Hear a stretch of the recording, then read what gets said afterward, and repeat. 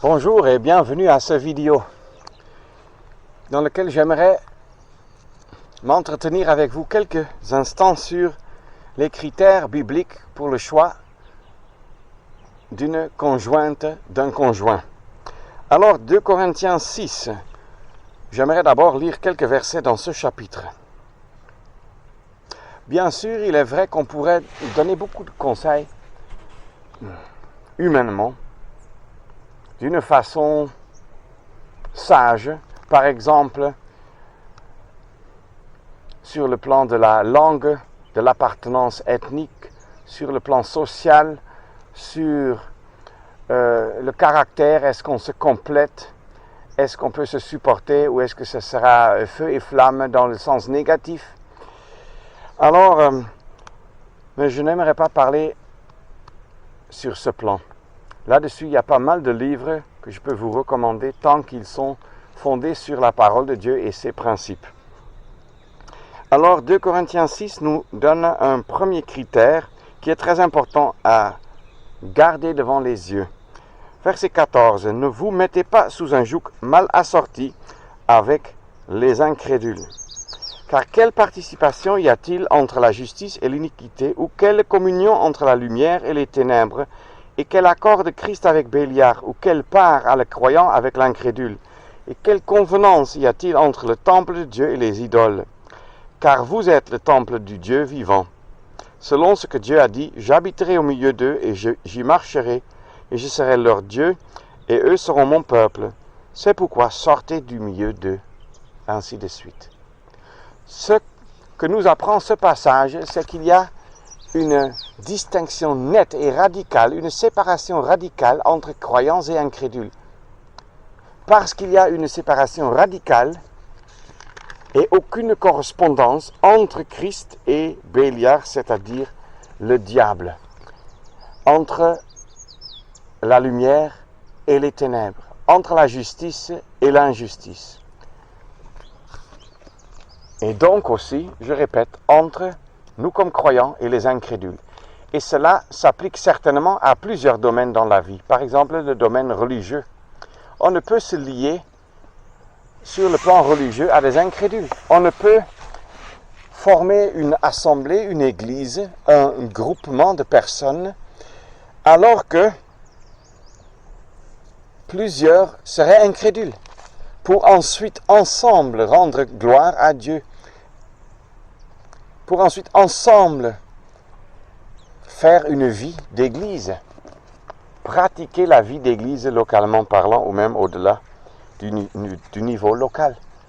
On ne peut non plus se mettre sur le plan commercial sous un joug mal assorti avec les incrédules. On peut bien sûr travailler avec des incrédules, les avoir comme ses compagnons, c'est autre chose que de les avoir comme ses employés. Et si on travaille ensemble dans une entreprise avec des employés incrédules, la Bible ne l'interdit certainement pas. Si par contre, nous constatons que nous voulons, par exemple, commencer une entreprise, une activité commerciale, et nous y joignons à des incrédules, alors c'est sûrement contre la parole de Dieu. Si mon compagnon d'entreprise a peut-être 50% et moi 50%, on est donc copropriétaire avec un incrédule, c'est quelque chose de non toléré, de non permise par la parole de Dieu. Et nous ne devrions jamais oublier cela. La parole est claire, ne vous mettez pas sous un joug mal assorti avec les incrédules. Ce joug mal assorti, eh bien, la parole de Dieu prend, comme souvent, une image, une illustration de la vie quotidienne, qu'on ne voit plus tellement en Europe, mais on le voit en Afrique et ailleurs dans le monde, où par exemple, 2 taureaux, 2 ânes, ensemble tirent une charge. Et tu trouveras du bois sur leurs épaules, qu'on appelle un joug. Et c'est à cela que des cordes ou des chaînes sont liées qui tirent donc la charge ou le chariot par exemple.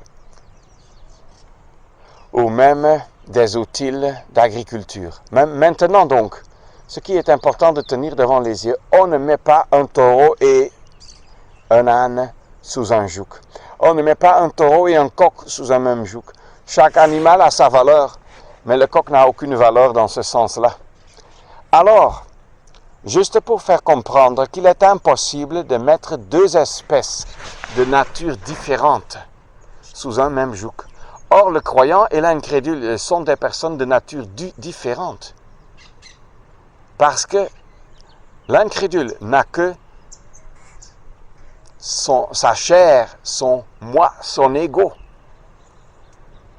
Le croyant a encore sa vieille nature en lui. Mais il a reçu une nouvelle vie et il est devenu un nouvel homme, une nouvelle création même.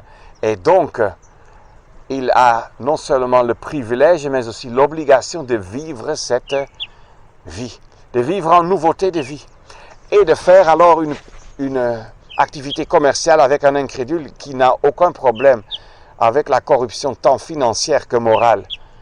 C'est très difficile. Non, la Bible dit c'est impossible.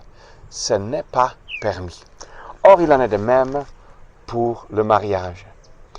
Et quand la Bible est si claire, on n'a même pas besoin d'y réfléchir davantage. Mais malheureusement, beaucoup de jeunes l'ont fait.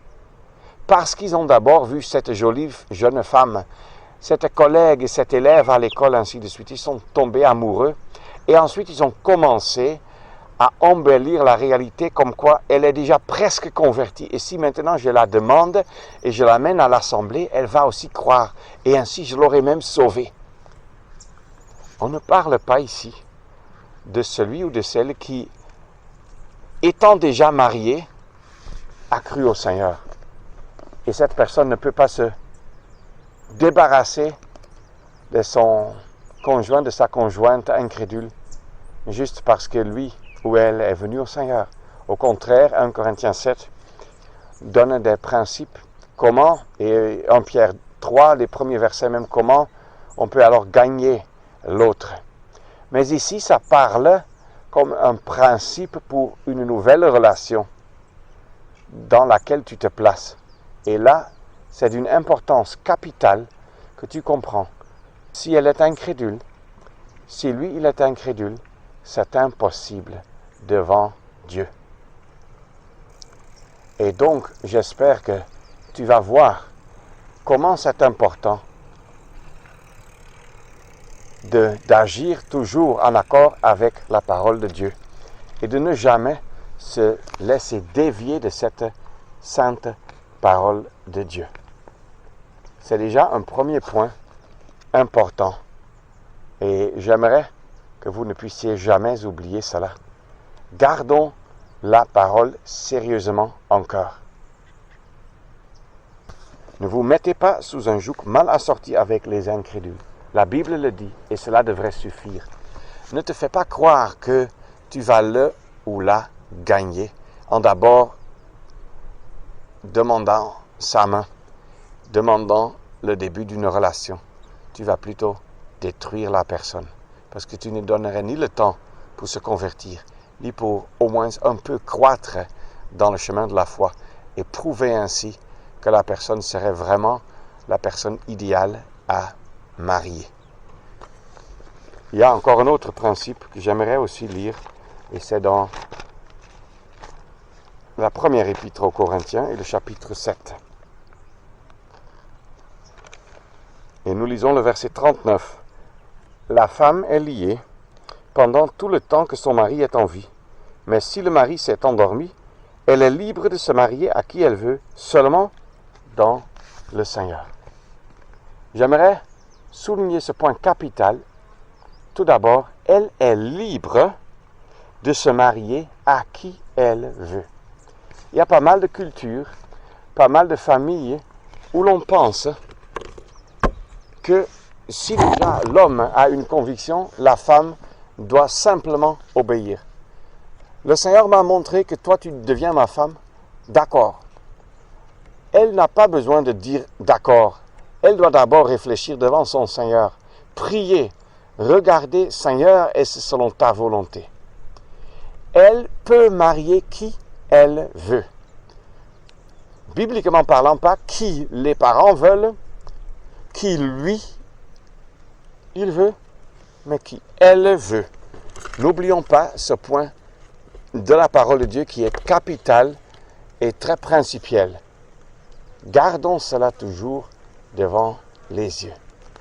Et si la parole de Dieu dit ici qu'elle est libre de se marier qui elle veut, seulement dans le Seigneur, ça ne veut pas seulement dire que seulement un croyant, mais cela veut dire seulement un croyant qui vit aussi avec le Seigneur.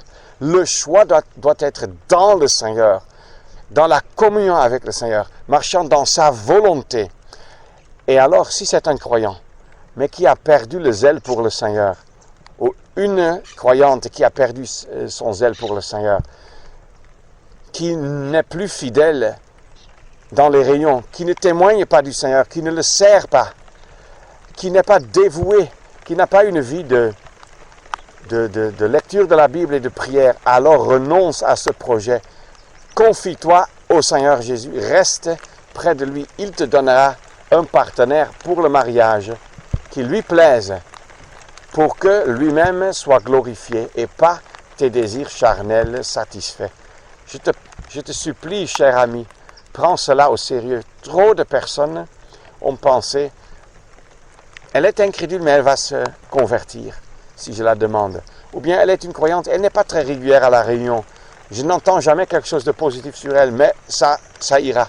Ça n'ira pas. C'est une mauvaise base, chers amis. Ne vous trompez pas là-dessus sur la base de vos émotions. La parole de Dieu est suffisamment claire. Tenez-vous sur la base de la parole de Dieu. C'est la seule chose sûre et bénie sur laquelle nous pouvons et devrions compter. Que le Seigneur te bénisse en suivant ces principes dans le choix de ta future femme, de ta future épouse et de ton futur mari. Bien sûr que la sœur ne prend pas l'initiative, mais elle marie aussi qui elle veut, dit 1 Corinthiens 7. Que le Seigneur t'aide, vous aide là-dedans, chers amis. Merci.